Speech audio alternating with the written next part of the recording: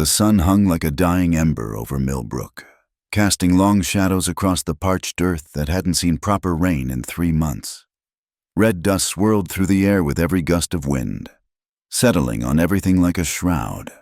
The weathered storefronts, the crooked wooden buildings that leaned against each other for support, and the faces of the townsfolk who had gathered in the square that afternoon. Sarah McKinley stood in the center of it all, her wrists bound with rough rope that chafed against her skin. Her auburn hair, once neatly pinned, now hung in tangled strands around her face, matted with dust and sweat. Her calico dress, faded from countless washings, bore the stains of 3 days in the town jail. Yet, despite her disheveled appearance, she held her head high, her green eyes blazing with a defiance that even the prospect of public punishment couldn't extinguish. The courthouse steps served as Judge Blackwood's throne, where he sat in his high-backed chair like a vulture perched over carrion.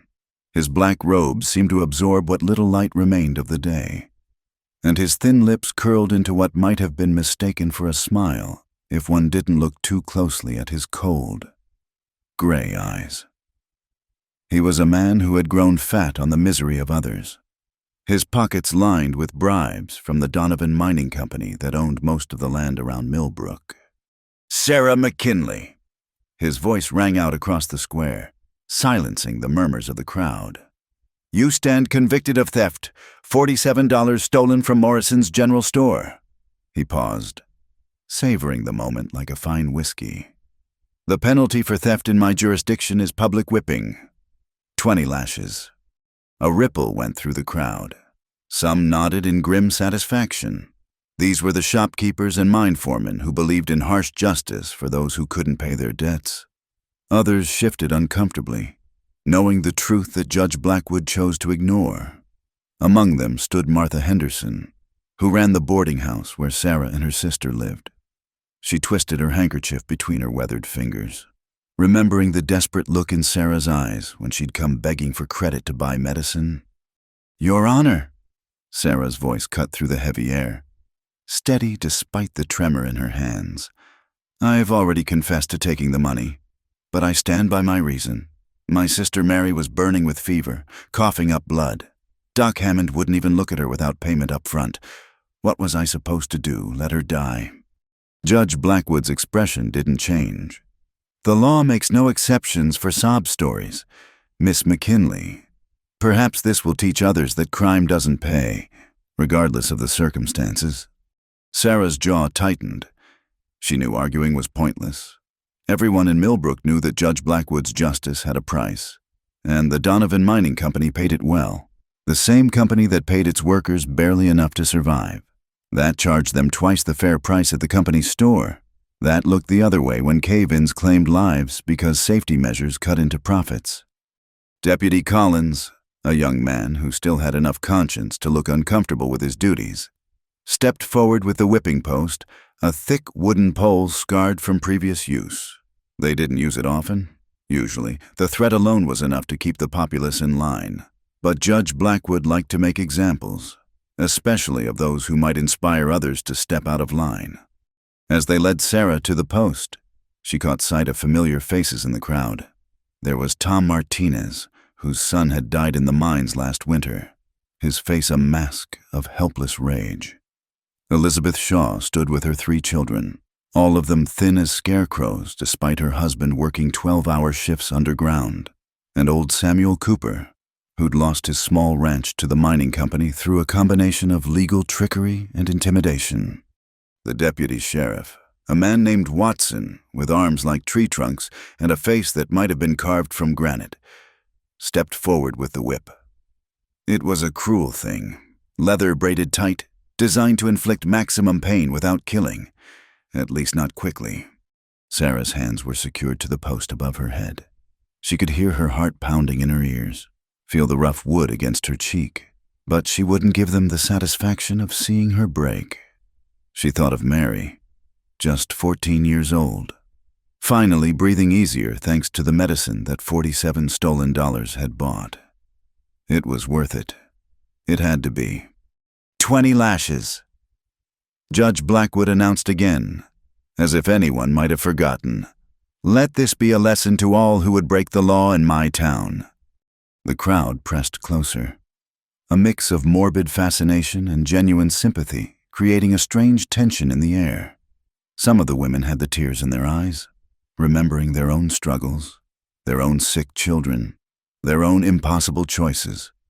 The men stood rigid, fists clenched at their sides, knowing that any protest would only bring the judge's wrath down on their own heads. Watson raised the whip, its length uncoiling like a serpent. The late afternoon sun caught the leather, making it gleam dully. Sarah closed her eyes, steeling herself for the first blow. She wouldn't scream. She wouldn't beg. She'd endured worse than this, watching her parents die of cholera, raising Mary alone, fighting every day just to survive in a world that seemed designed to crush people like her.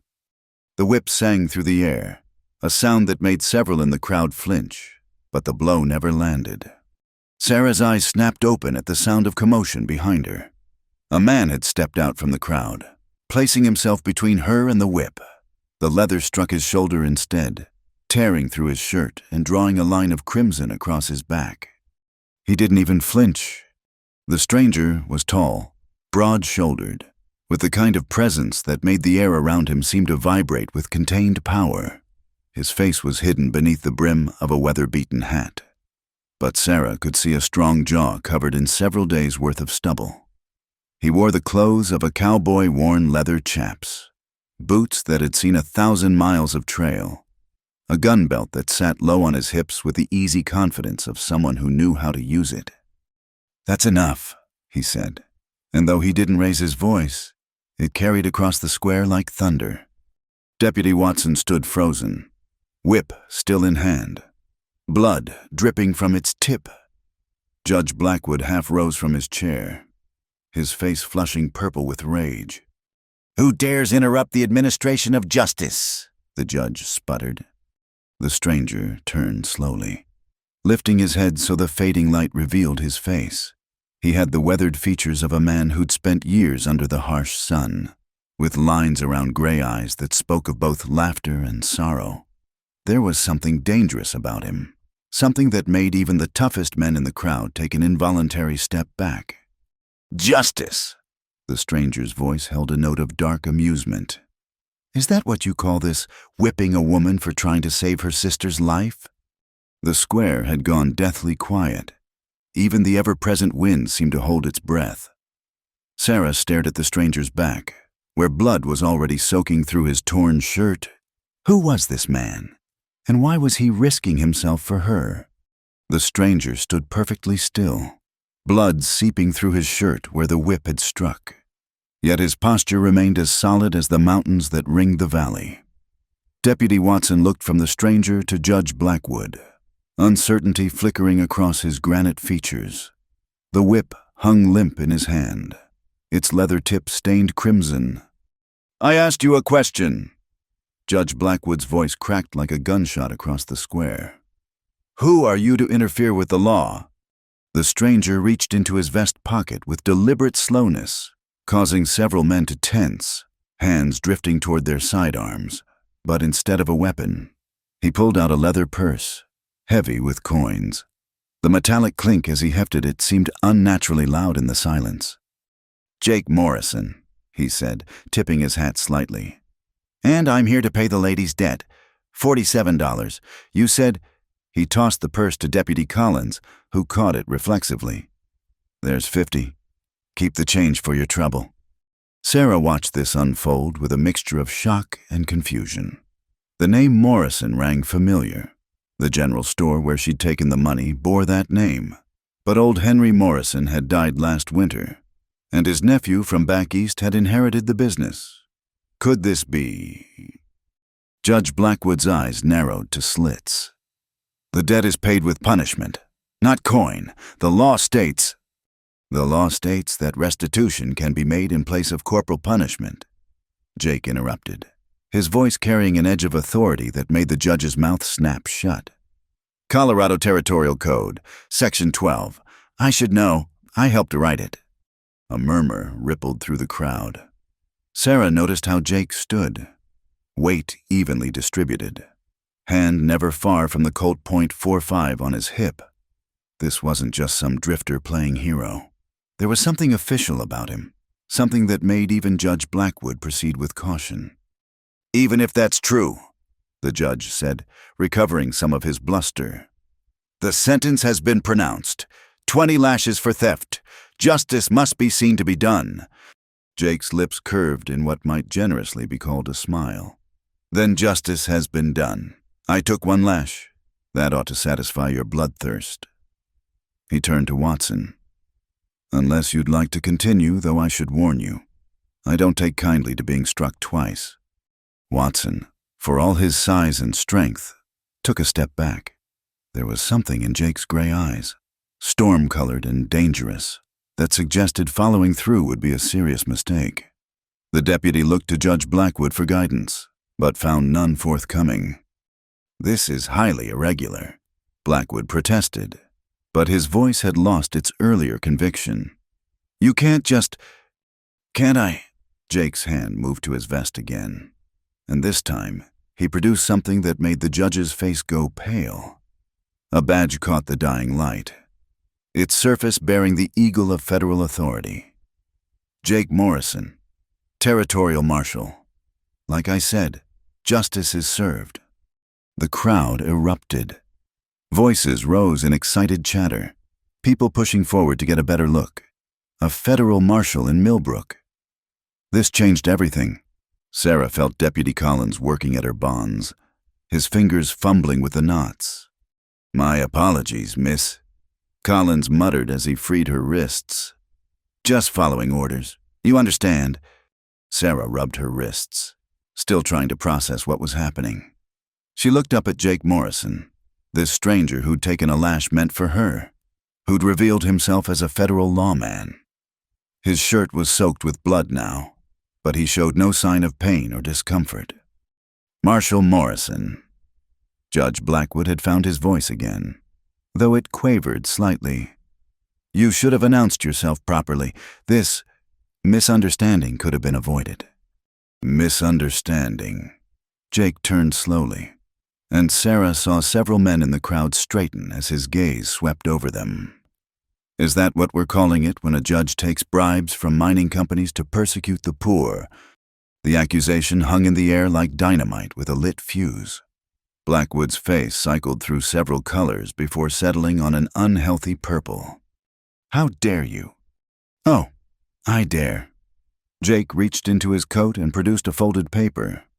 6 months I've been investigating reports of corruption in this territory. Judges taking bribes, sheriffs looking the other way when mining companies steal land, mysterious deaths of those who complain too loudly. He unfolded the paper. "This is a federal warrant for the arrest of one Josiah Blackwood on charges of corruption, bribery, and conspiracy to defraud the government of the United States." The square exploded into chaos. Some men loyal to the judge and the mining company reached for their guns, while others, emboldened by this turn of events, began shouting accusations of their own. Sarah found herself pressed back against the whipping post as the crowd surged. Jake Morrison stood in the center of the storm, calm as a mountain lake.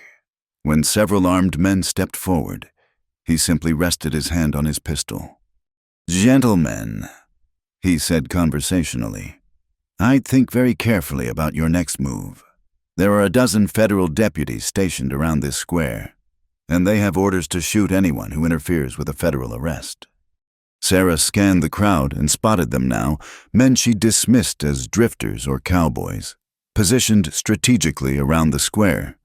Each had the same alert posture, the same steady gaze focused on the unfolding drama. Judge Blackwood looked around wildly, seeking support that wasn't coming. Watson had stepped back, making it clear he wanted no part of this. Even the mining company's men seemed uncertain, caught between their loyalty to their paymasters and the very real threat of federal intervention. "This is preposterous," Blackwood sputtered. "I demand to see your evidence." Jake smiled, and it wasn't a pleasant expression. "Evidence? How about we start with the 57 complaints filed against you that mysteriously disappeared, or the fact that your bank account has grown by exactly the same amount as the fines you've levied against miners who tried to organize for better wages. He pulled out another paper. Or perhaps this signed testimony from your former clerk, detailing every bribe you've taken in the last 3 years. The crowd had gone quiet again, hanging on every word. Sarah saw hope dawning in faces that had been resigned to injustice for so long. Tom Martinez stepped forward, his weathered face set with determination. "My boy died because the mine didn't have proper supports," he said, his voice rough with emotion. "When I complained, Judge Blackwood fined me for disturbing the peace and threatened to have me arrested if I didn't keep quiet." It was as if a dam had burst. Suddenly everyone was talking, shouting their grievances, their stories of injustice and oppression. Elizabeth Shaw told of her husband being forced to work while injured or lose his job. Samuel Cooper detailed how the judge had ruled against him in a clearly fraudulent land grab. Jake Morrison let them speak, his gray eyes taking in every word, every accusation. When the crowd finally quieted, he nodded slowly. "Every one of you willing to testify will be heard," he promised. "The federal prosecutor is on his way. In the meantime," he turned to Watson. "Deputy, you have a choice. Arrest Judge Blackwood, or be arrested alongside him." Watson, proving he had more sense than loyalty, stepped forward and pulled out his shackles. "Judge Josiah Blackwood, you're under arrest." The judge's protests were drowned out by the crowd's cheers. As Watson led him away, Blackwood shot a venomous look at Sarah. "This isn't over," he hissed. "The company won't stand for this." Jake stepped between them, his presence a shield. "The company will have its own problems soon enough. Amazing what you find when you start digging into their books." As the crowd began to disperse, still buzzing with excitement and disbelief, Sarah found herself standing alone with the man who'd changed everything in the space of a few minutes. Up close, she could see the pain he was trying to hide, the way he held himself carefully to avoid aggravating the wound on his back. "Why?" she asked simply. "Why risk yourself for me?" Jake Morrison looked at her, and for a moment, the hard mask slipped. She saw exhaustion there, and something else, a deep sadness that spoke of losses she could only imagine. "Because someone should have," he said quietly. "Because $47 shouldn't cost someone their dignity, or their skin. Because—" He paused, then gave her a rueful smile. "Because I've been watching this town for months, waiting for the right moment to act. You just provided it." Sarah felt a flash of anger. "So I was just convenient a tool for your investigation." "No," Jake said firmly. "You were brave. Brave enough to steal to save your sister. Brave enough to face punishment without breaking. Do you know how rare that is? Most people would have let her die rather than risk themselves." The anger faded, replaced by something warmer. Sarah looked at this strange, dangerous, complicated man who'd literally shed blood for her. "You're hurt. Let me—" "It's nothing," Jake said, but he swayed slightly as he said it. "It's not nothing." Sarah's practical nature reasserted itself. "You need that cleaned and bandaged before it goes septic. I may not be a doctor, but I've tended enough injuries to know my way around a needle and thread." Jake studied her for a long moment, then nodded. "All right, Miss McKinley, lead the way." As they walked away from the square, Sarah noticed people watching them, some with curiosity, others with something that might have been hope. The sun had finally set, painting the sky in shades of purple and gold, for the first time in longer than she could remember. The coming night didn't fill her with dread. Behind them, Judge Blackwood's curses echoed from the jail, promising retribution, but for now, at least, justice had been served. The question was, what would tomorrow bring? The boarding house parlor had been transformed into a makeshift courtroom, with Jake Morrison seated at the center, his shirt removed to reveal the angry welt across his shoulder. Sarah worked with practiced efficiency, cleaning the wound while a growing crowd of townspeople gathered, drawn by word that the federal marshal was ready to hear their testimonies. "Hold still," Sarah murmured, dabbing at the wound with whiskey. Jake didn't even flinch, though she knew it must burn like fire. His attention was focused on the leather portfolio spread across the table, filled with documents that seemed to chronicle years of corruption. In Mr. Morrison, Tom Martinez stood hat in hand. "Is it true what you said about investigating the company?" Jake looked up, his gray eyes steady. "For 6 months, I've been gathering evidence. The corruption goes deeper than just Judge Blackwood. The Donovan Mining Company has been systematically defrauding both workers and the government, with the help of bought officials throughout the territory." A murmur ran through the room. Sarah noticed how people leaned in, hope and fear warring on their faces. They'd lived under the company's thumb for so long that freedom seemed like a dangerous dream.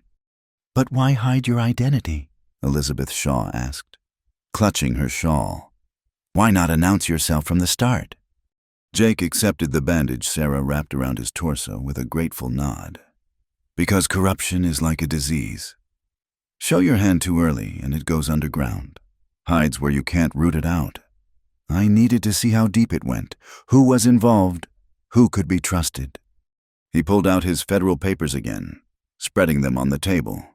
The official seals and signatures seemed to glow in the lamplight, symbols of an authority that superseded anything the local powers could muster. "I'm Territorial Marshal Jake Morrison," he said formally. "Appointed by the governor himself to investigate claims of systematic corruption in the mining territories. What I've found here in Millbrook is just the tip of a very dirty iceberg."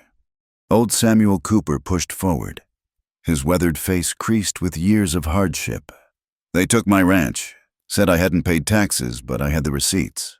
Judge Blackwood ruled against me anyway." "Do you still have those receipts?" Jake asked. "Burned in a fire. Convenient, wasn't it, the very night before the hearing?" Jake made a note. "Who else knew where you kept your papers?" "Only the sheriff and—" Cooper's face darkened with understanding. "And Judge Blackwood's clerk." "The same clerk who's now in federal custody, singing like a canary," Jake said with grim satisfaction. "Your ranch may yet be returned to you, Mr. Cooper." The room erupted with voices as people began sharing their stories. Sarah found herself acting as an impromptu secretary, writing down names, dates, and incidents as Jake questioned each person. The pattern that emerged was damning, a web of corruption that touched every aspect of life in Millbrook. "The company store charges twice what goods cost in Denver," one woman complained. "But it's the only place that takes company scrip. My husband lost 3 fingers in a cave-in caused by rotten support beams," another added. "The company doctor said he was fit to return to work the next day or lose his position." Jake listened to each testimony with focused attention, occasionally asking pointed questions that revealed he'd done his homework. He knew names, dates, and amounts that surprised even the victims. "How long have you been watching us?" Sarah asked during a brief lull, handing him a cup of coffee. "I arrived in January, supposedly as a drifter looking for work. Spent time in the mines, the saloons, anywhere people might talk freely." He accepted the coffee gratefully. "Your case was what I was waiting for. Something so blatantly unjust that intervening wouldn't blow my cover, but would instead force the corrupt elements to reveal themselves." Sarah felt a mixture of admiration and unease. "So, we were all just pieces in your investigation." Jake's expression softened. "You were people suffering injustice. The investigation was the means to help you, not the other way around." He gestured to the crowded room. "Look at them.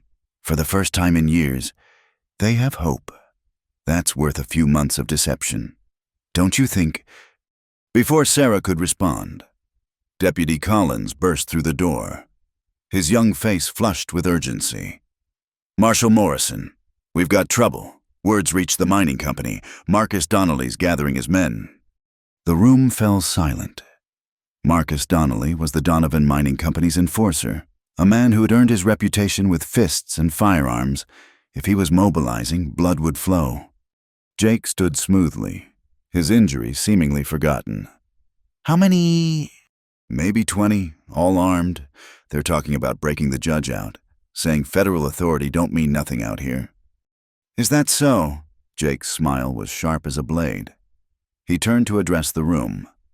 "Ladies and gentlemen, we're about to see whether the rule of law or the rule of force prevails in Millbrook. I suggest those of you with families get them somewhere safe." "We're not running," Tom Martinez said firmly. "Not anymore. Some of us have guns too. Marshal, we're tired of being pushed around." Jake studied the determined faces around him. "This isn't your fight." "Begging your pardon, Marshal," Samuel Cooper interrupted. "But it surely is. We've lived under their boot heels for years. If you're offering a chance to stand up, we'll take it." Sarah watched Jake process this, saw the moment he accepted their help. "All right, but we do this legally. You're all hereby deputized as special federal officers. Raise your right hands." The oath was administered quickly, and Sarah found herself raising her hand alongside the men. Jake's eyes met hers, a question in them, but she stood firm. She'd started this by stealing that money. She'd see it through. "Hey, Miss McKinley." "I can shoot," she said simply. "My father taught me before he died, and I've got as much stake in this as anyone." Jake nodded slowly. "Then welcome to federal service, Deputy McKinley." He turned to address the group. "Here's what we're going to do. Collins, take half the men and secure the jail. No one gets to Blackwood. The rest of you, we're going to meet Mr. Donnelly and explain the new reality to him." "And if he doesn't listen?" someone asked. Jake checked his Colt, the gesture smooth and practiced. "Then we explain it more forcefully. But remember, we represent the law now. We don't shoot unless shot at. We're not them." As the group prepared to move out, Sarah found herself beside Jake again. "You knew this would happen." She said, "It wasn't a question." "I hoped it wouldn't come to violence," he admitted. "But men like Donnelly only understand force. The question is whether the good people of this town are ready to apply it." "And if they weren't?"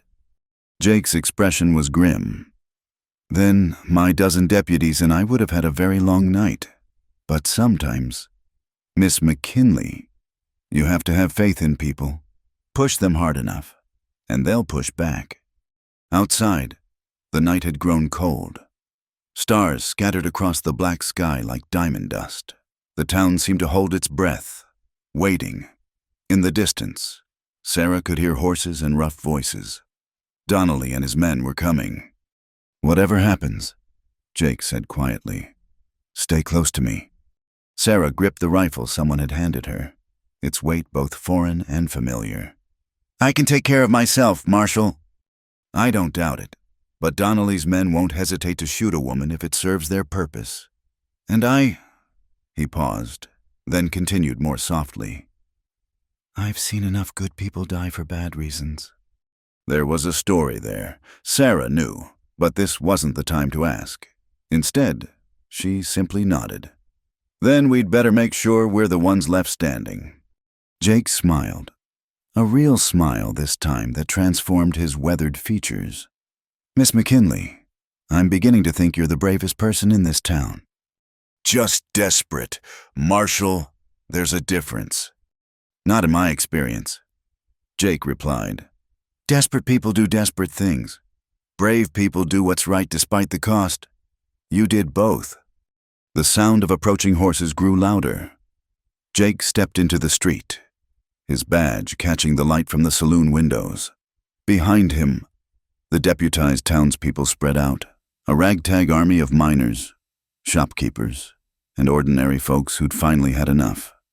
Sarah took her position, rifle ready, heart pounding. The wound on Jake's back had started bleeding again. She could see the dark stain spreading through the bandage, but he stood tall, immovable, a one-man wall between the oncoming storm and the justice he'd promised to deliver. The confrontation that would determine Millbrook's future was moments away.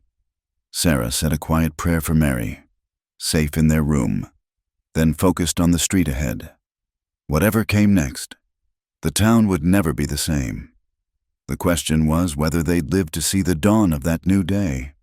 In the distance, Marcus Donnelly's voice rang out, calling for blood and revenge. The final act of Millbrook's transformation was about to begin. The moon hung like a silver dollar in the cloudless sky, casting stark shadows across Millbrook's empty streets. Sarah sat on the boarding house steps, her rifle across her lap, watching Jake Morrison pace back and forth like a caged mountain cat. The anticipated confrontation with Donnelly hadn't materialized. The enforcer and his men had retreated to the mining company compound after seeing the armed townspeople. Now, in the quiet hours before dawn, a different kind of tension filled the air. "You should rest," Jake said, pausing in his pacing. "Tomorrow will bring its own challenges." Sarah shook her head. "Can't sleep. Keep thinking about what happens next. Donnelly won't give up that easily." Jake settled beside her on the steps, moving carefully to avoid aggravating his wound. Up close, she could see the exhaustion etched in the lines around his eyes, the weight of responsibility he carried like a physical burden. "Tell me about Mary," he said unexpectedly. "Your sister." Sarah blinked at the sudden change of topic. "She's 14, smart as a whip, always reading when we can afford books. She wants to be a teacher someday." Her voice softened. "She's all I have left. Our parents died 3 years ago in the cholera outbreak. I've been taking care of her since." "That's a heavy load for someone so young." "I was 18 when they died. Old enough." Sarah studied his profile in the moonlight. "What about you, family?" Jake was quiet for so long she thought he wouldn't answer. "Then, had a wife once. Elizabeth. We had a little farm in Kansas. Nothing fancy, but it was ours. Then the border wars came. Bushwhackers burned us out while I was away. Came home to ashes and graves."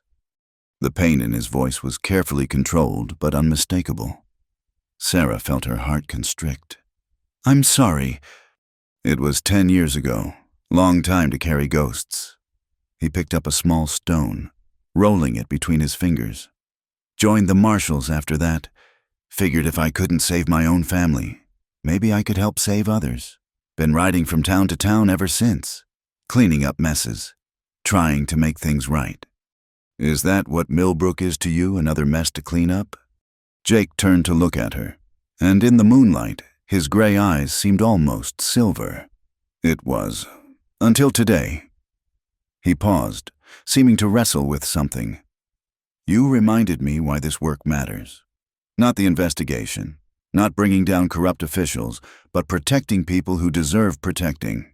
People like you and Mary." Sarah felt warmth spread through her chest, a dangerous flutter she tried to suppress. "We hardly know each other." "Sometimes you don't need long to recognize something real," Jake said quietly. "I've spent 6 months in this town watching people, and you're the first one who made me remember what it feels like to want to stay somewhere instead of just passing through." Before Sarah could respond, a figure emerged from the shadows. Both she and Jake tensed, weapons rising. But it was only Martha Henderson from the boarding house. "Sorry to startle you," Martha said, wringing her hands. "But I thought you should know. There's been talk. Some of the mining company men have been going door to door, threatening folks who stood with you today, telling them their jobs are gone come morning if they don't recant their testimonies." Jake's expression hardened. "Names?"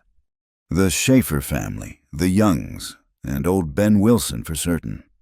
Probably others too scared to say." "Thank you, Mrs. Henderson." Jake stood. All business again.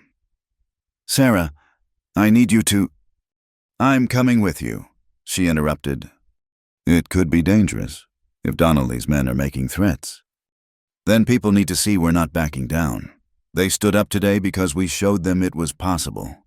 We can't abandon them now." Jake studied her face, then nodded. "Get Collins and 2 others. We'll pay some social calls."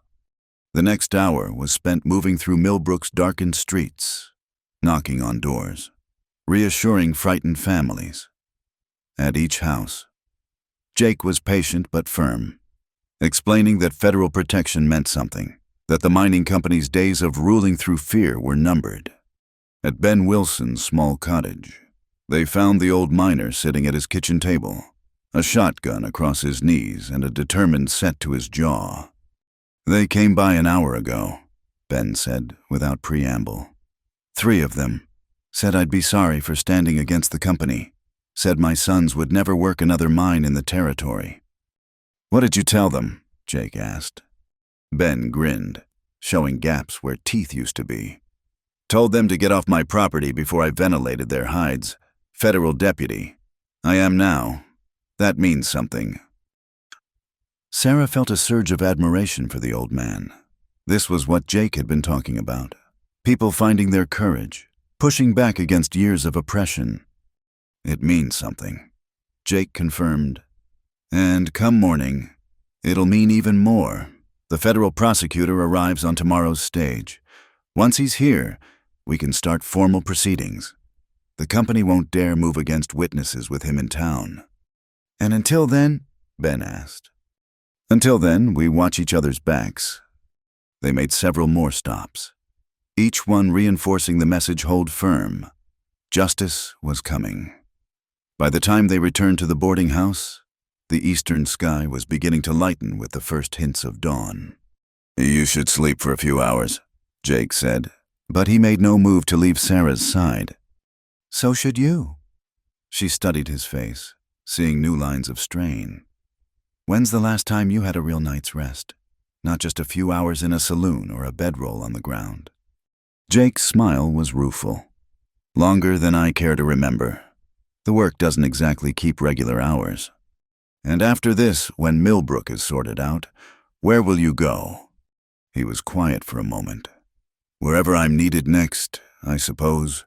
There's always another town, another injustice." "Sounds lonely." "It can be." He met her eyes. "Has been, but maybe—" He stopped, shaking his head. "I'm talking foolishness. Blame it on exhaustion and blood loss." Sarah felt that flutter again, stronger now. "Or maybe you're just talking truth. Sometimes the hardest thing to admit is what we want." "And what do you want?" "Sarah McKinley." She thought about it, really thought about it. "I want Mary to grow up in a town where she's safe, where she can become that teacher she dreams of being. I want to not have to steal to save her life. I want—" She hesitated, then plunged ahead. "I want to stop being alone. Too, to have someone to share the load with." Jake reached out slowly, giving her time to pull away, and took her hand. His palm was calloused, warm, steady. "Those sound like good wants. What about yours?" "Getting complicated in my old age," he said with a slight smile. "Starting to want things I'd written off, like staying in one place, having something to protect besides abstract concepts like justice and law, maybe having someone to come home to again." Their fingers intertwined naturally, as if they'd done this 1,000 times before.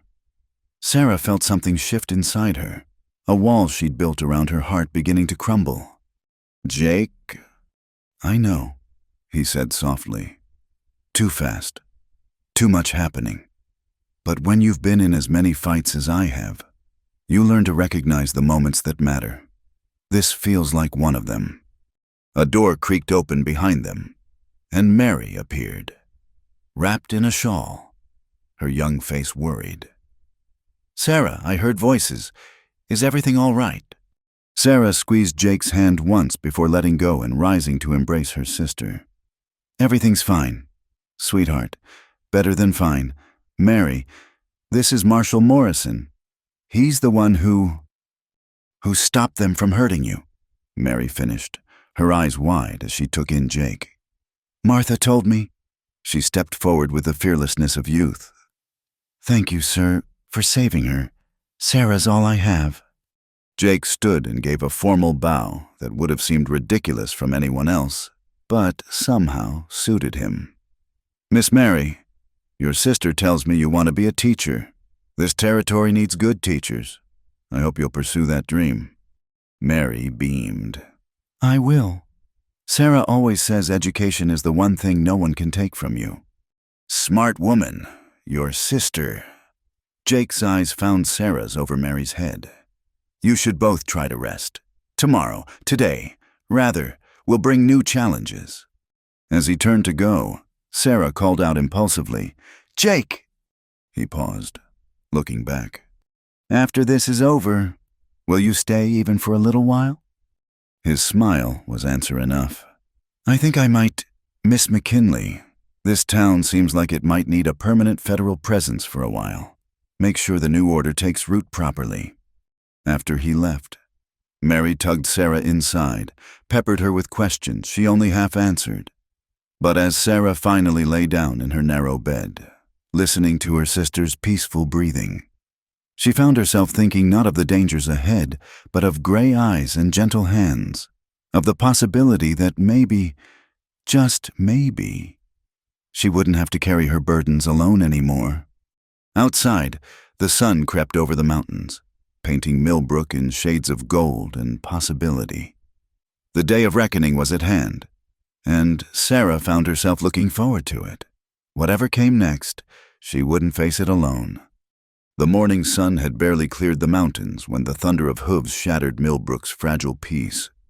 Sarah was helping Martha serve breakfast to the federal deputies when young Timothy Shaw burst through the boarding house door, his face flushed with exertion and fear. "They're coming," he gasped. "Donnelly and his men, maybe 30 of them, all armed." Jake Morrison set down his coffee cup with deliberate calm, though Sarah saw his jaw tighten. Around the table, the deputies reached for their weapons, checking loads and adjusting gun belts with practiced efficiency. "How far out?" Jake asked. "Just past the Miller farm. They'll be here in minutes."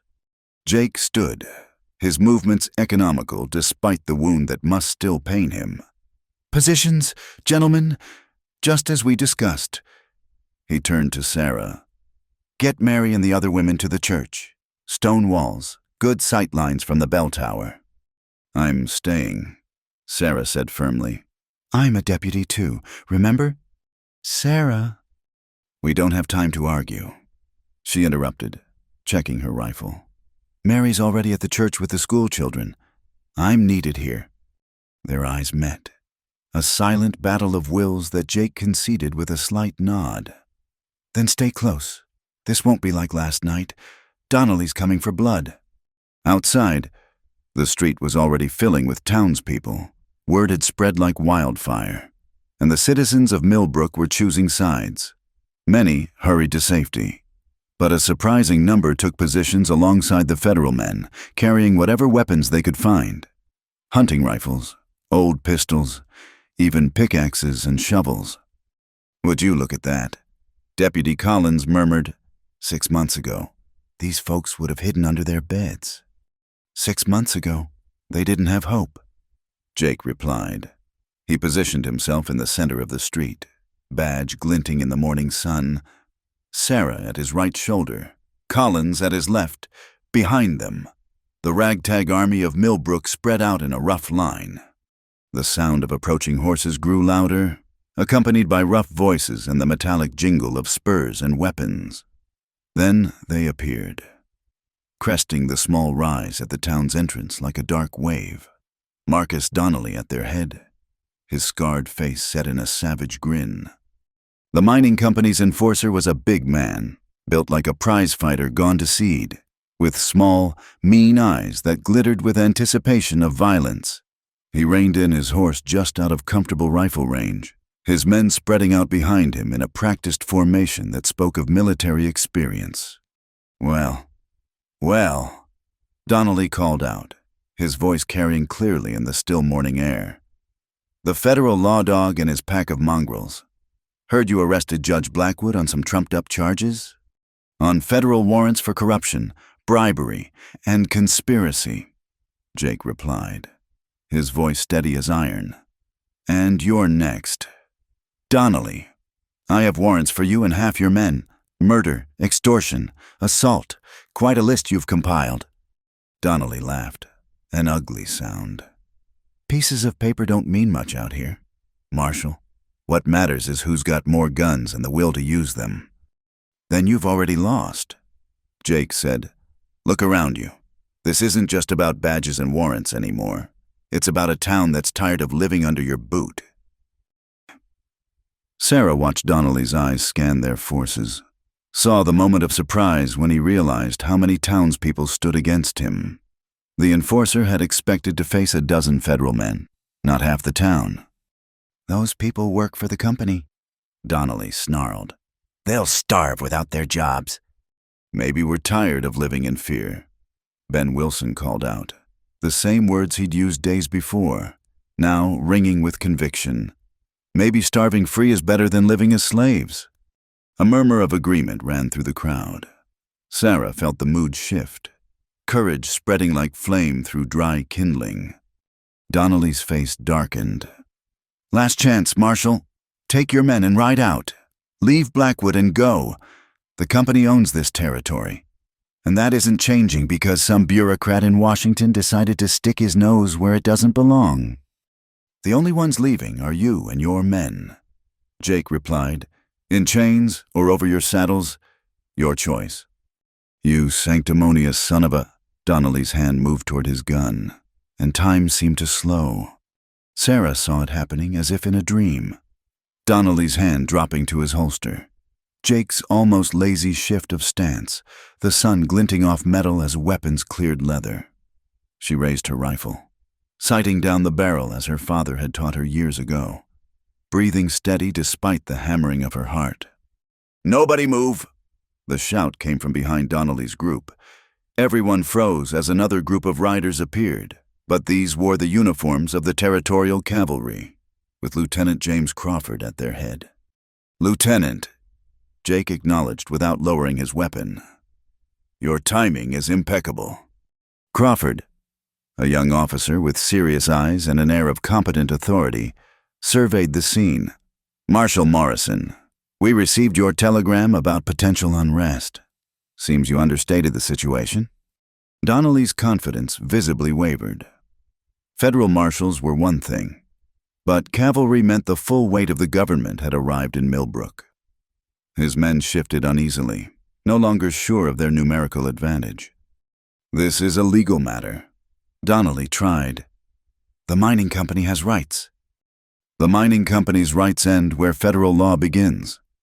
Crawford interrupted.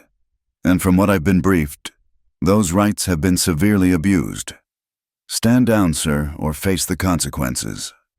Sarah watched the calculations play across Donnelly's scarred face. He was trapped and knew it, but his pride wouldn't let him surrender easily. His hand still hovered near his gun, and she could see several of his men were equally reluctant to give up. "You think this changes anything?" Donnelly spat. "The company has lawyers, influence. We'll have Blackwood out within a week. And then, where will you be? You can't stay here forever, Marshal. And when you go—" "When I go," Jake said calmly, "federal oversight remains. The territorial government is establishing a permanent presence here. New judges, new sheriffs, all answerable to the law, not the highest bidder. Your days of ruling through fear are over." "We'll see about that," Donnelly snarled, and his hand completed its journey to his gun. What happened next would be debated in Millbrook for years to come. Some said Jake drew first, others that it was simultaneous. Sarah, watching from mere feet away, saw the truth. Both men moved at the same instant, as if connected by some invisible wire. The morning exploded in gunfire. Jake's Colt spoke first by a heartbeat, his shot catching Donnelly high in the shoulder, spinning him from his saddle. Donnelly's shot went wide, shattering a window behind Sarah's head. For a moment, nobody else moved, shocked by the sudden violence. Then one of Donnelly's men raised his rifle, and the street erupted into chaos. Sarah dropped to one knee, sighting carefully before squeezing the trigger. Her shot took the rifleman in the leg, dropping him, Around her, the federal deputies and townspeople opened fire, while Lieutenant Crawford shouted orders to his men. The battle was brief but vicious, outnumbered and outflanked, facing both federal forces and an armed citizenry. Donnelly's men quickly realized the futility of their position. Weapons clattered to the ground as hands rose in surrender. Through the gun smoke, Sarah saw Jake standing steady, his Colt still trained on the writhing form of Donnelly. Blood seeped through the enforcer's shirt, but his eyes still burned with hatred. "Should have killed me," Donnelly gasped. "I'm not you," Jake replied simply. "Doc Hammond," he called. "Got a patient for you. Make sure he lives to stand trial." As the doctor hurried forward, Jake turned to Sarah, and she saw something in his eyes that made her heart skip: relief, admiration, and something deeper. "A nice shooting," he said quietly. "You too." She managed a shaky smile. "Is it over?" Jake looked around at the scene. Donnelly's men being disarmed and shackled, townspeople embracing each other, Lieutenant Crawford organizing his troops to maintain order. The morning sun painted everything in shades of gold, and for the first time in memory, Millbrook's air seemed cleaner, easier to breathe. "The fighting's over," he said. "The real work, rebuilding this town into something better, that's just beginning." Tom Martinez approached, his weathered face split by the first genuine smile Sarah had seen from him in years. "Marshal, I speak for most folks here when I say we'd be honored if you'd consider staying on permanent like. Town needs law that answers to justice, not money." Jake glanced at Sarah before answering. "I'll need to clear it with my superiors, but I think that could be arranged." As the crowd began to disperse, tending wounded and spreading the news of victory, Sarah found herself standing close to Jake, their shoulders touching. The adrenaline of battle was fading, leaving her shaky but oddly exhilarated. "You know," she said softly, "when I stole that $47, I never imagined it would lead to all this." "Sometimes the smallest acts have the biggest consequences," Jake replied. "Your desperation to save Mary lit a fuse that's going to change this whole territory." "And us?" Sarah asked, surprising herself with her boldness. "What consequence are we—" Jake turned to face her fully, his gray eyes warm despite the chaos around them. "I'd say we're the best consequence of all, if you're willing to take a chance on a worn-out lawman with too many scars and a tendency to attract trouble." Sarah smiled, feeling lighter than she had in years. "I think I've already proven I'm willing to take chances when something's worth it." Around them, Millbrook began the work of becoming something new, a town where justice meant more than money, where people could stand tall without fear. And at its heart, two unlikely souls who'd found each other in the midst of revolution began to imagine a future neither had dared dream of before. The gun smoke still hung in the morning air like a gray shroud when the first of Donnelly's men raised his weapon toward the crowd. Sarah saw it happening in terrible clarity, the rifle swinging toward where Ben Wilson stood with the other miners, the man's finger tightening on the trigger, the certainty that someone was about to die. Her body moved before her mind caught up.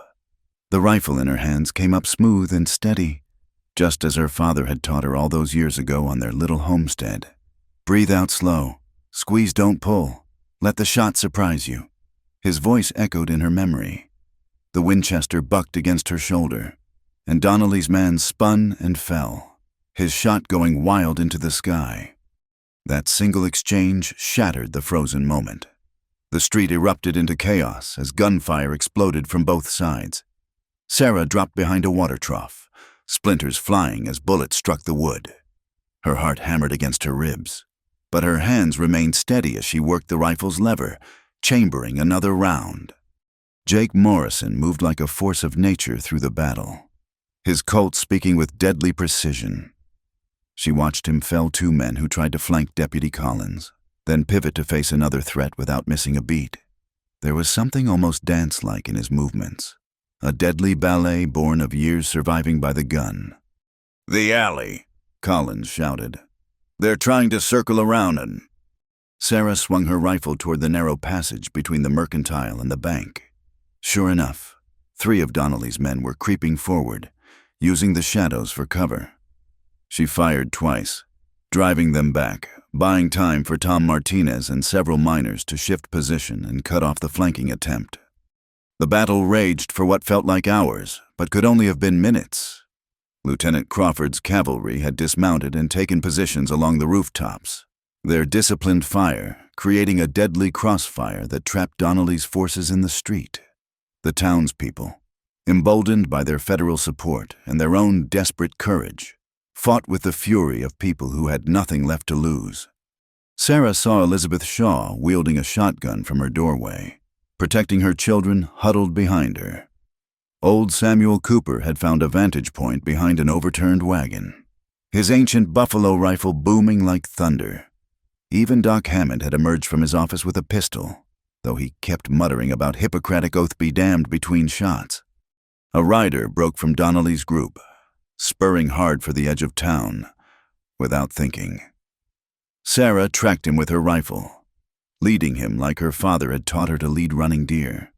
She fired, and the man tumbled from his saddle, rolling in the dust before lying still. "Sarah, down!" Jake's voice cut through the chaos. She dropped flat as bullets whined overhead, close enough to feel their passage. Jake appeared beside her, sliding behind the trough as wood chips rained down on them. "You all right?" he asked, reloading his Colt with practiced efficiency. "Still breathing," she managed, surprised to find it was true. Her dress was torn, her hands were steady, and she was unharmed despite the lead filling the air. "Good, stay that way." He rose slightly, fired twice, then dropped back down. "Crawford's got them pinned. They'll break soon." As if his words were prophetic, someone among Donnelly's men shouted, "Enough, we surrender." Weapons began clattering to the ground as hands rose skyward. The gunfire sputtered and died, leaving an almost shocking silence broken only by the moans of the wounded. "Hold your fire," Jake commanded, standing slowly. "Federal deputies, secure those weapons. Doc Hammond, see to the wounded, ours and theirs." Sarah rose on shaking legs, surveying the battlefield their main street had become. Bodies lay scattered in the dust, some moving, some terribly still. The acrid smell of gunpowder mixed with the copper scent of blood. Windows were shattered, walls pocked with bullet holes, and at least one horse lay dead in the street. But they had won, against all odds. The citizens of Millbrook had stood against their oppressors and prevailed. Marcus Donnelly lay where he had fallen, Doc Hammond already kneeling beside him.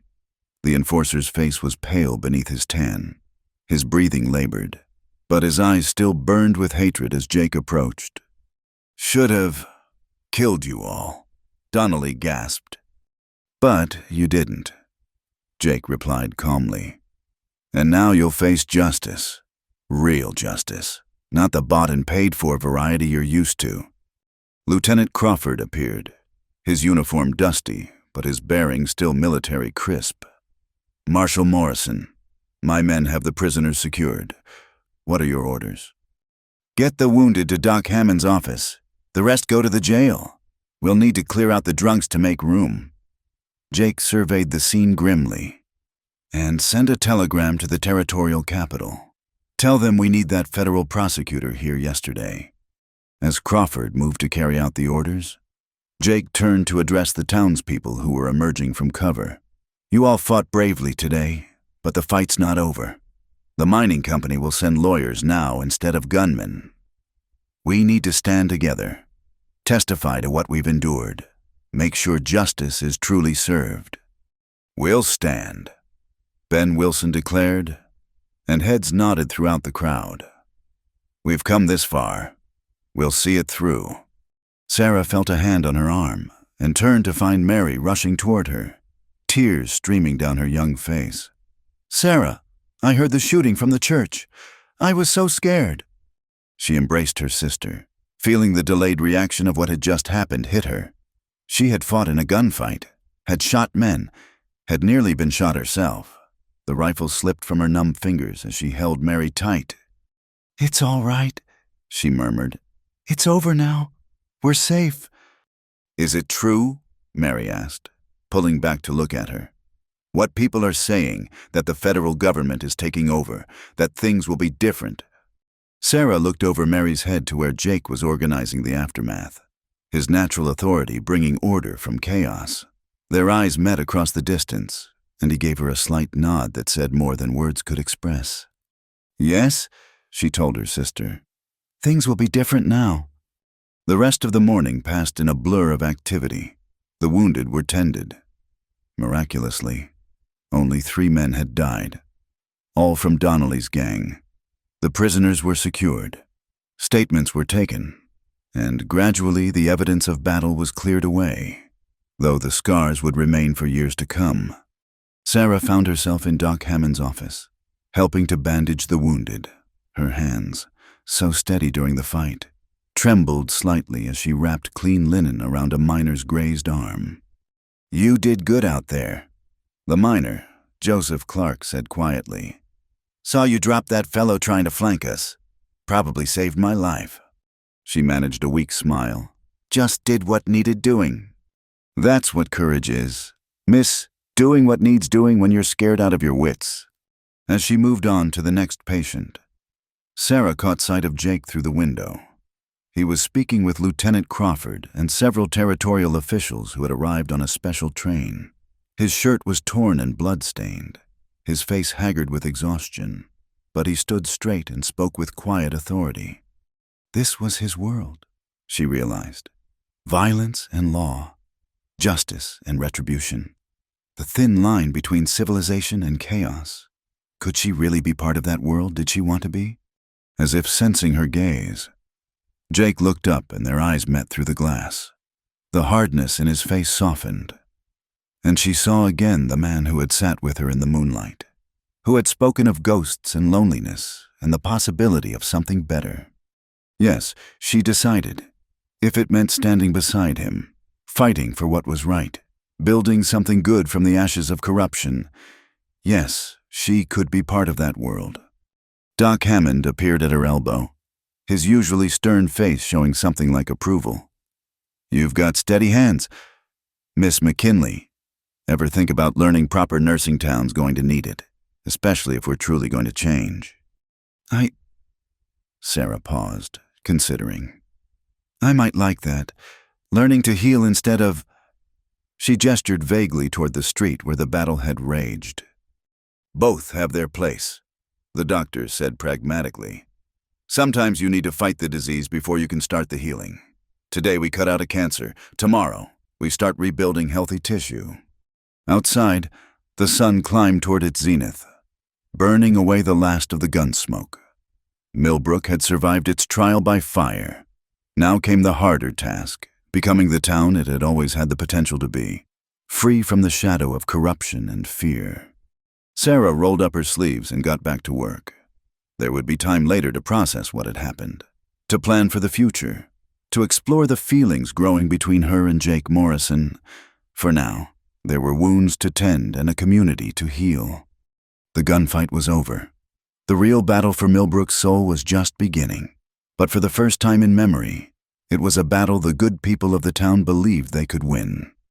The federal prosecutor arrived on the afternoon stage 3 days after the shootout, bringing with him a small army of clerks and investigators. William Thornton was nothing like what Sarah had expected, thin and bookish, with wire-rimmed spectacles and the pallor of a man who spent more time with law books than under the sun. But his mild appearance belied a sharp mind and an unwavering dedication to justice. Sarah found herself appointed as an unofficial liaison between the prosecutor's team and the townspeople, helping to organize testimonies and gather evidence. The boarding house had been transformed into a makeshift legal office, with documents spread across every available surface and the constant scratch of pens filling the air. "Miss McKinley," Thornton said, looking up from a stack of affidavits. "This statement from Mr. Cooper about his ranch, do you have any supporting documentation?" "The original deed was destroyed in the fire," Sarah replied, setting down a tray of coffee. But Mrs. Henderson remembers seeing it, and Tom Martinez helped survey the property lines back in '72. They can both testify to the legitimate ownership. Excellent. Memory and witness testimony can be powerful when documents are conveniently destroyed. Thornton made a note. Marshal Morrison speaks highly of your organizational skills. Have you considered continuing this work after the trials? Sarah paused in her distribution of coffee cups. I hadn't thought that far ahead. Mr. Thornton, right now, I'm just focused on seeing justice done. Understandable. But the territory will need people like you, people who understand both the law and the community, as we rebuild proper governance. Jake entered then, dust-covered from riding patrol with the cavalry. His presence filled the room in a way that had nothing to do with his physical size. Sarah felt that familiar flutter in her chest as their eyes met. Any word from the mining company lawyers? Jake asked Thornton. They've arrived in Denver, according to my sources, bringing a team of high-priced counsel from back east. Thornton didn't seem concerned. Let them come. The evidence we've gathered is overwhelming. It's not the legal battle that worries me, Jake said, accepting the coffee Sarah offered with a grateful smile. It's what they might try outside the courtroom. His concern proved prophetic. That evening, as Sarah was helping Mary with her studies, Martha Henderson knocked urgently on their door. There's a gentleman downstairs asking for you. Sarah. Says he represents the Donovan Mining Company. Sarah and Mary exchanged glances. I'll come down, Sarah said.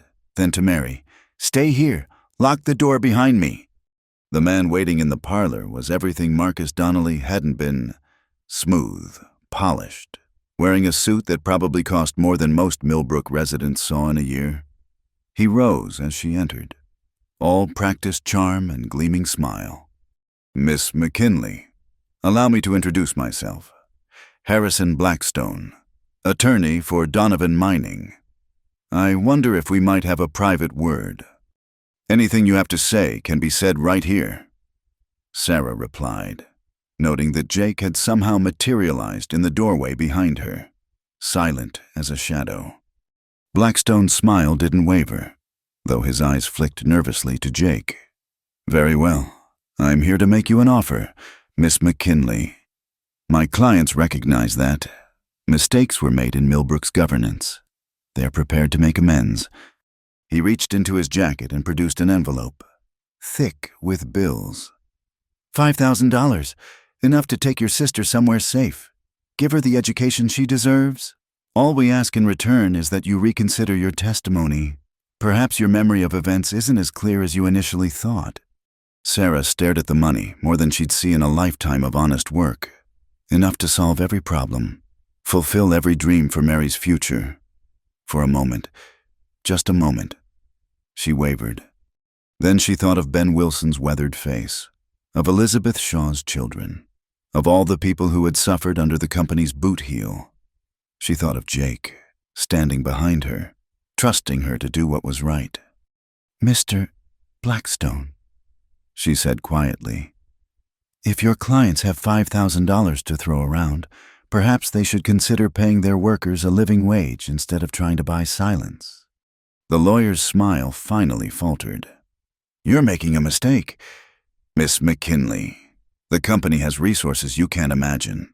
This trial won't go the way you think. Is that a threat? Jake stepped forward, his hand resting casually on his gun. Merely an observation. Marshal.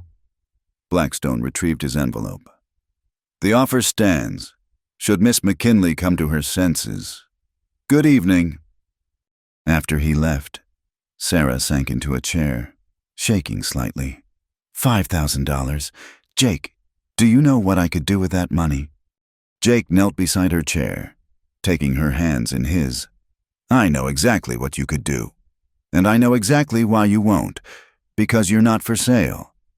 Sarah McKinley. None of us are, not anymore. The trials began a week later in the newly constructed courthouse. Judge Blackwood's old seat of power transformed into a symbol of real justice. The territorial government had sent Circuit Judge Harrison Powell, a man with a reputation for fairness and an immunity to both bribes and threats. Sarah sat in the witness gallery, watching as one by one the people of Millbrook told their stories. Tom Martinez spoke of his son's preventable death. Elizabeth Shaw detailed the systematic exploitation of mining families. Samuel Cooper laid out the legal theft of his ranch with documentation Thornton's team had painstakingly reconstructed. When Sarah's turn came to testify, she was surprised to find her nervousness had evaporated. She sat in the witness chair, raised her right hand, and told the simple truth: how desperation had driven her to theft, how Judge Blackwood had chosen cruel punishment over mercy, how Jake Morrison had stood between her and the lash. "And what happened after Marshal Morrison revealed his identity?" Thornton asked. "The people found their courage," Sarah said simply. "For years, we'd been afraid of the company, of the judge, of men like Donnelly. But seeing someone stand up to them, seeing that the law could be on our side for once, it changed everything." The defense attorneys tried to paint her as a common thief, a troublemaker, someone with a grudge against legitimate authority. But Sarah held firm, answering each question with quiet dignity. When they brought up the bribe attempt, suggesting she'd fabricated it for attention, she met their accusations head-on. $5,000, she said clearly. "Mr. Blackstone offered me $5,000 to change my testimony. I have witnesses, and I refused because the truth isn't for sale." Judge Blackwood's trial was swift and decisive. The evidence Thornton presented was damning. Financial records showing bribes, testimonies from dozens of victims, documentation of systematic corruption. The former judge was sentenced to 15 years in federal prison, his assets seized to provide restitution to those he'd wronged. Marcus Donnelly, recovering from his wound, faced charges of murder, extortion, and assault. The testimony against him painted a picture of a man who'd used violence as a tool of corporate oppression. 20 years at hard labor, the judge pronounced, with no possibility of early release. One by one, the corrupt officials and company enforcers faced justice. Some received prison sentences, others heavy fines. The Donovan Mining Company itself came under federal oversight, forced to implement fair labor practices and proper safety measures. But it wasn't all victories. The company lawyers managed to get some charges reduced. A few conspirators fled before they could be arrested. And everyone knew that the powerful rarely stayed down for long. Still, it was more justice than Millbrook had seen in decades. On the evening after the last verdict was read, Sarah stood on the boarding house porch, watching the sun set over a transformed town. The streets were busier than she'd ever seen them. People walking freely, talking openly, no longer glancing over their shoulders in fear. Jake found her there, as she'd known he would. He'd been in court all day, testifying in the final cases, but he looked more relaxed than she'd ever seen him. "It's done," he said simply, leaning against the porch rail beside her. "Is it ever really done?" Sarah asked. "Won't there always be another Blackwood? Another Donnelly, another corrupt company?" Probably, Jake admitted. "But maybe not here. Maybe Millbrook can be different now. Show other towns what's possible when good people stand together." Sarah smiled softly. "The eternal optimist. Who would have thought it of the cynical federal marshal?" "You're a bad influence on me. Sarah McKinley, making me believe in things like hope and second chances." She turned to face him fully.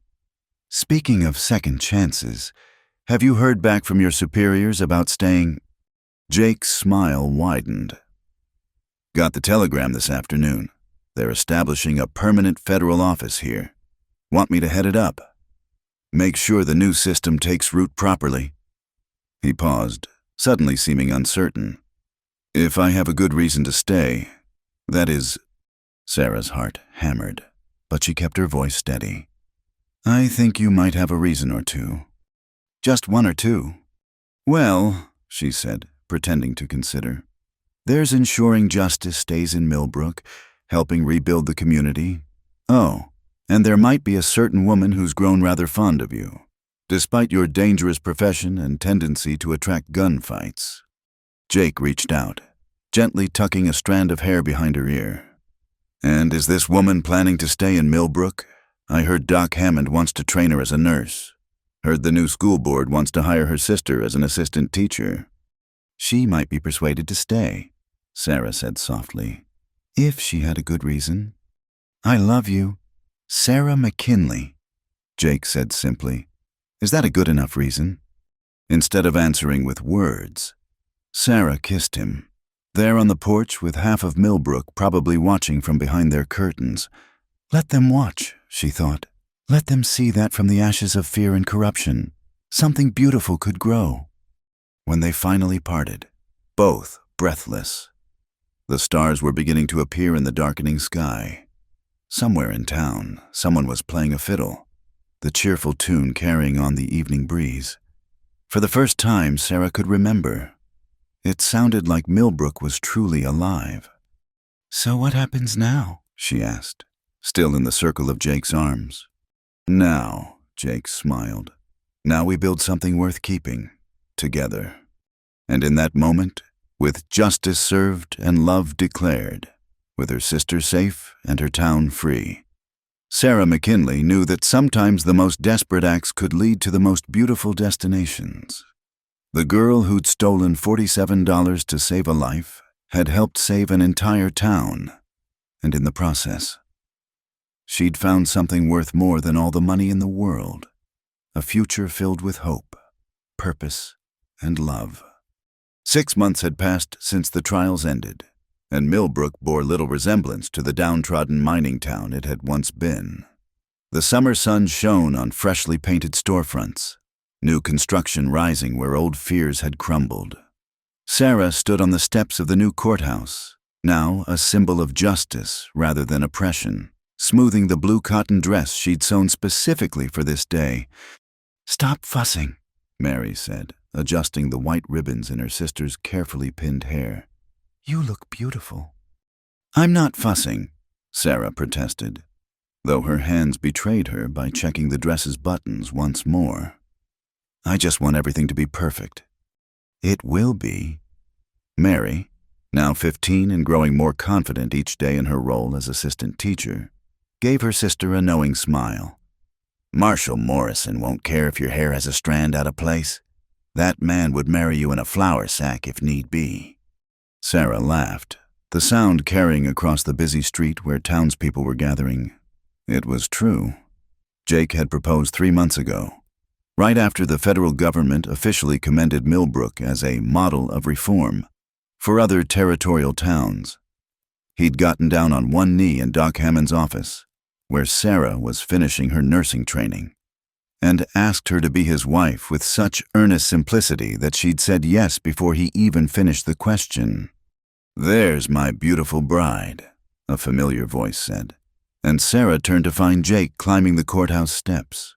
He wore his best suit, badge polished and prominent, but it was the warmth in his gray eyes that made her heart skip. You're not supposed to see me before the ceremony, she chided gently. Old superstitions. Jake dismissed, taking her hand. Besides, I had to make sure you hadn't come to your senses and decided to run off. Never, Sarah said firmly. You're stuck with me now, Jake Morrison. The courthouse bell began to ring, calling the town to witness. As they walked together into the building where Judge Powell waited to officiate, Sarah marveled at the crowd gathering. There was Ben Wilson, now elected as one of the town's new council members, his sons finally able to work in safe conditions. Elizabeth Shaw sat with her children, all of them well-fed and properly clothed thanks to fair wages. Tom Martinez had opened a small memorial library in honor of his lost son, determined that education would prevent future tragedies. The ceremony itself was simple but profound. Judge Powell, who had stayed on to help establish the new legal system, spoke eloquently about justice, partnership, and the power of standing together against oppression. When Jake slipped the simple gold band onto Sarah's finger, purchased with honest money, not bribes or blood, She felt the weight of all they'd overcome to reach this moment. "You may kiss your bride, Marshal," Judge Powell said with a smile. Jake didn't need to be told twice. The kiss was tender but full of promise, and the courthouse erupted in cheers. Through the happy noise, Sarah heard someone shout, "Long live the Morrisons! Long live free Millbrook!" The celebration that followed filled the town square. Tables groaned under the weight of food contributed by every family, no longer hoarding against starvation but sharing in abundance. Musicians played, children ran laughing between the dancers, and for once, the sound of gunfire was replaced by the popping of champagne bottles donated by the Reformed Mining Company. Federal Prosecutor William Thornton, who had returned for the wedding, raised a toast. "To Marshal and Mrs. Morrison, proof that justice and love can bloom even in the hardest ground." As the afternoon wore on, Sarah found herself pulled aside by various townspeople. Doc Hammond gruffly informed her that he expected her back to work within the week. "Married or not, we've got sick folks to tend." The new school principal formally offered Mary a full teaching position starting in the fall. Samuel Cooper, his ranch restored, presented them with a deed to a small plot of land on the edge of town, for when you're ready to build a proper home. But it was Martha Henderson who gave perhaps the most meaningful gift. She pulled Sarah into a fierce embrace and whispered, "Your parents would be so proud. You saved this town, child. You and that brave heart of yours." As evening approached, Jake found Sarah standing where it all began, at the spot where the whipping post had once stood. It had been removed, the ground replanted with wildflowers that now bloomed in a riot of color. "Regrets?" he asked softly, wrapping his arms around her from behind. "No," Sarah said, leaning back against him. "Just remembering, 6 months ago, I stood here thinking my life was over. Now you're Mrs. Jake Morrison, qualified nurse and hero of Millbrook's revolution." He pressed a kiss to her temple. "Quite a change." "We all changed," Sarah reflected. "The whole town transformed because people decided they'd had enough, because you showed us we could fight back." "You showed them," Jake corrected. "I just provided the badge. You provided the spark." They stood quietly for a moment, watching the sun set over their town. The mine still operated, but under strict federal oversight and with proper safety measures. New businesses were opening, drawn by the stability of honest governance. There was even talk of bringing the railroad through, connecting Millbrook to broader prosperity. "The territorial governor wants to meet with me next month," Jake said. "There's talk of using what we did here as a model for cleaning up other corrupt towns." "Will we have to leave?" Sarah asked, trying to keep the disappointment from her voice. "Only if we want to. My position here is permanent, and God knows Millbrook still needs watching over. But Sarah—" He turned her to face him. "If you wanted to help other towns like we helped this one, I'd understand. It's dangerous work, but it's important work," Sarah finished. "Let's see what the governor has to say. For now, I'm content to be here, helping our town grow. Maybe someday, when Millbrook can stand completely on its own." "We'll face that choice together," Jake promised, as they walked back to the celebration hand in hand. Sarah caught sight of their reflection in a shop window. The desperate girl who'd stolen $47 was gone, replaced by a confident woman who'd helped topple a corrupt system. The bitter lone marshal had transformed into a man who'd found purpose beyond vengeance, who'd learned to build rather than just tear down. "What are you thinking?" Jake asked, noting her contemplative mood. "About that day, when Judge Blackwood ordered me whipped, and a stranger stepped forward to take the blow meant for me." She smiled up at him. "I never properly thanked you for that. You thanked me by being brave enough to stand and fight when the moment came, by showing me that protecting the innocent meant more than just hunting the guilty." Jake stopped walking, cupping her face gently. "You saved me as much as I saved you, Sarah, before Millbrook, before you. I was just existing. Now I'm living." The fiddle music from the square reached them, a lively tune that had people dancing in the streets. Mary appeared, laughing and pulling them back to the celebration. "Come on, everyone's waiting for the bride and groom to lead the next dance."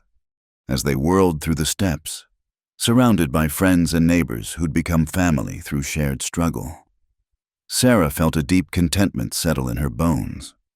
This was what victory looked like. Not just the absence of oppression, but the presence of joy, community, and hope.